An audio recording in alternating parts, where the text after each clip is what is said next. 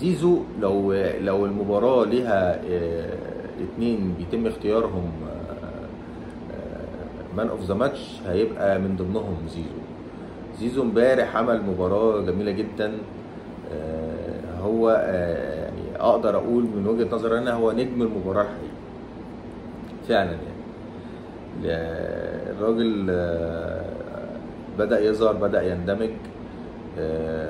طبعا التعليمات اللي كان واخدها نفذها.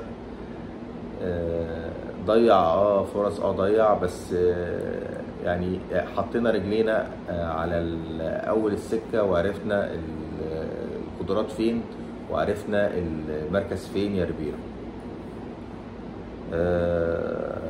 محمد هاني عالج مشاكل كتير جدا اللي كانت عنده في مباراه بالميراس يعني. ولازم انا زي ما قلت برضو مش عايز ابقى بهاجم محمد هاني، لان محمد هاني انا بعزه على المستوى الشخصي وعارف كويس ان هو لعيب راجل.